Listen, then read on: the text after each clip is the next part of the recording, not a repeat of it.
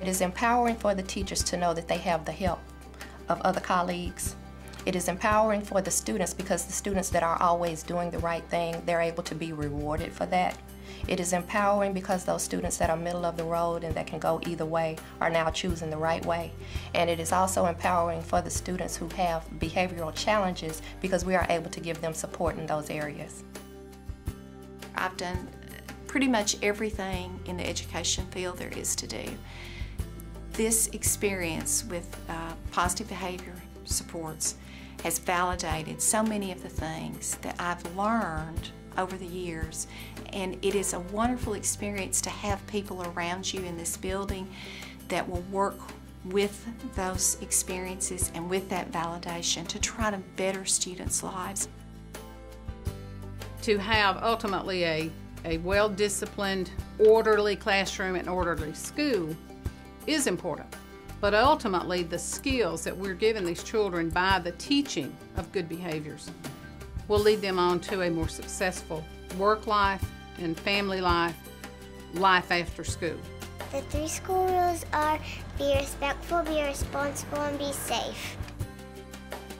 Each school is able to make positive behavior support its own within the school building. There is a structure that is built, and there are systems that you implement.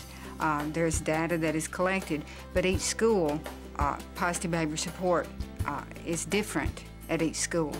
We got feedback on developing the rules for the school by using materials that we received in the initial training and speaking with other schools that were already in the program. They were great resources during the training.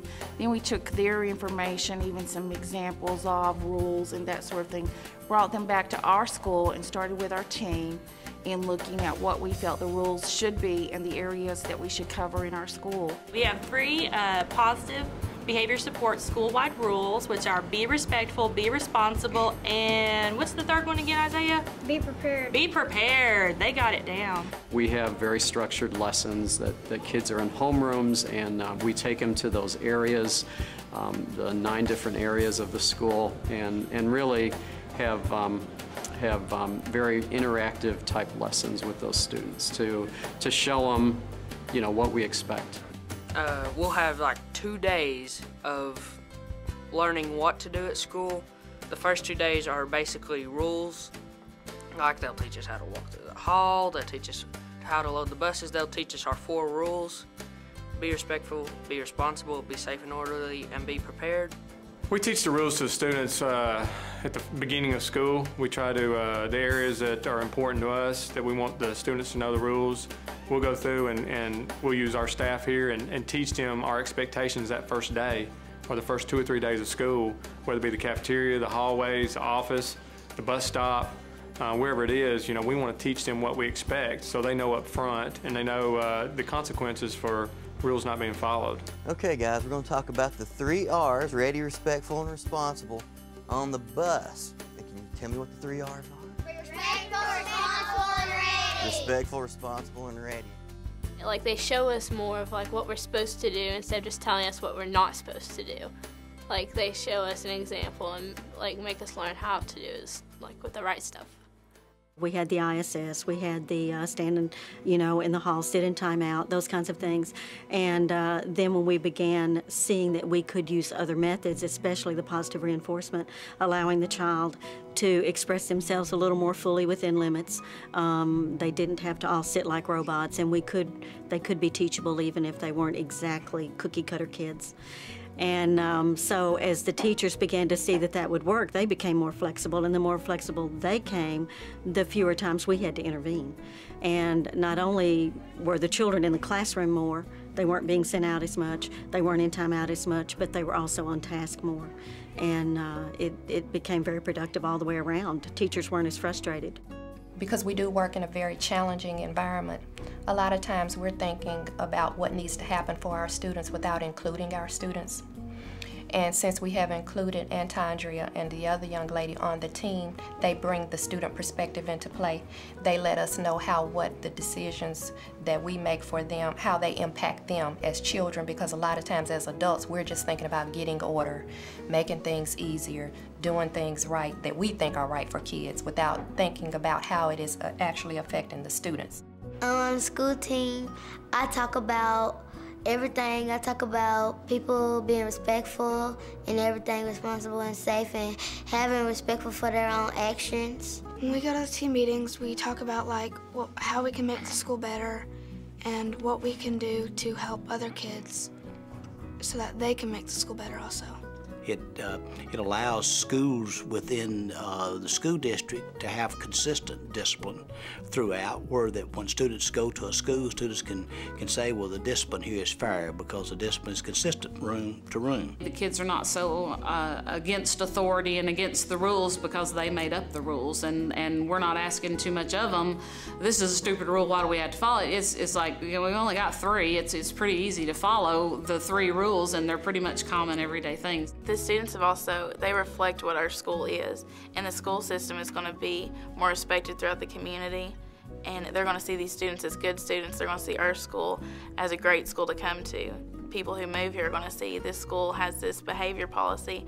This will make my child better. It is not a negative type thing where you are looking at the problems, but just the positive reinforcements, the working with the teachers to make things even across the classroom discipline. To me as a parent, that's something that's very important. So when your child goes from classroom to classroom, especially at the high school level, that you have the same expectations, that you have the same rules, and so that child can go into that classroom and know what is going to be expected of them.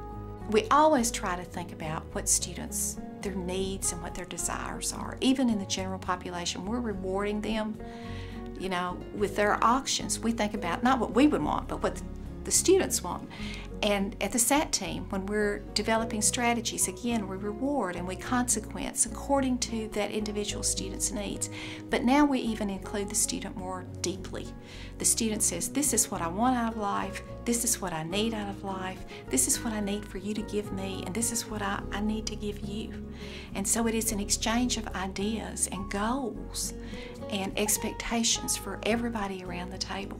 And how do we bring all of that to bear to improve the students' quality of life here at the school, and as a result of that, improve the quality of life for the entire building. I expected to hear them say, well, we really like getting the stuff, the pirate treasures or some reward. And a student said to me, well, it's just really nice when a teacher notices what we're doing right.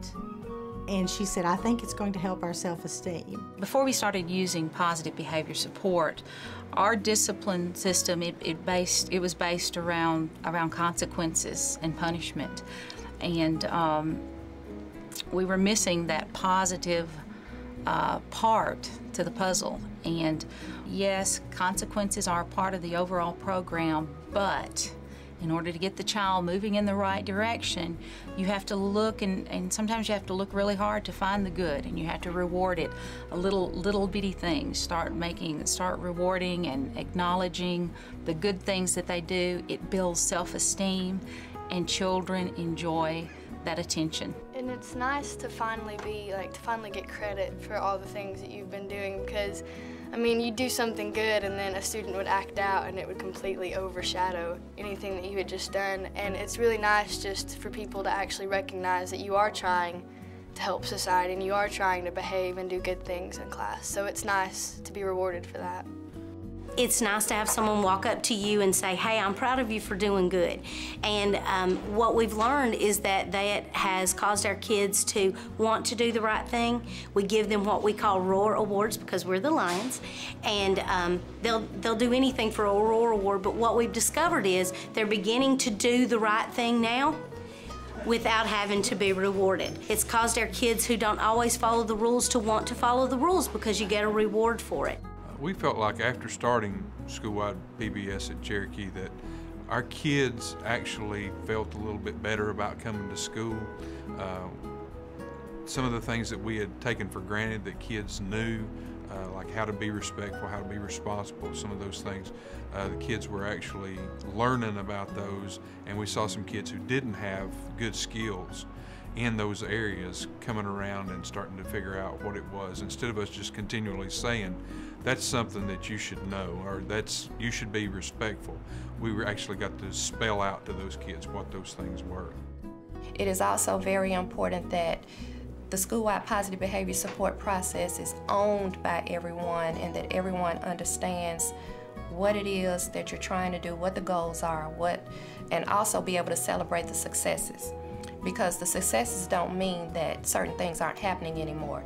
It means that they're not happening as often. Over a time period, what we saw is more and more teacher buy-in of the 80% or above that we had buy-in. You know, there's always that 20 to 10% that did not buy in. And as time went on and they began to see the program work, they saw referrals go down, and we always give that data to the teachers also and let them see what's actually happening through my eyes as far as an administrator.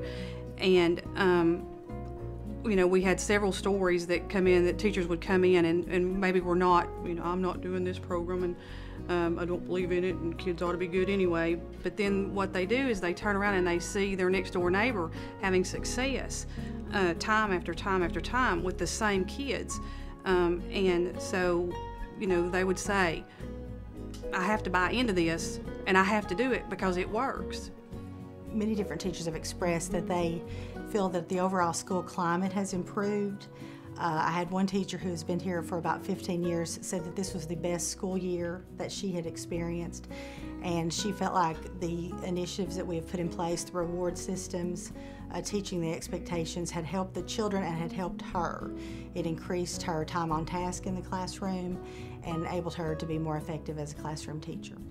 20 years as a school principal and dealing with teachers, one of the things that I noticed about having an effective discipline program is that if the teacher can actually spend most of their time doing what they feel they have a calling to do, which is to instruct and lead and inspire students, then there's a measure of self-gratification and satisfaction that will cause teachers to remain in the profession.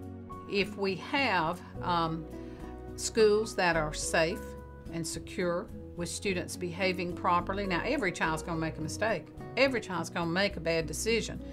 But that within general confines, we know that this is a well-organized, well-disciplined school. That helps teachers do their job. The program allows the teachers and administrators, along with the students and parents, to enhance what is already going well at the school, make improvements. You can be a school that's really achieving academically, and your discipline may be not considered to be a problem, but this program will actually enable you to improve in areas that you didn't even think was possible. It gave us the research, the process, and kind of the infrastructure to take a look at the big picture of how discipline and behavior can be impacted at our school and what we as the faculty could do to encourage positive behavior from our students. We're teaching them to be responsible for their behavior and to own their behavior, that they are the ones that have to answer to that, and that it can be very positive when you do the right thing.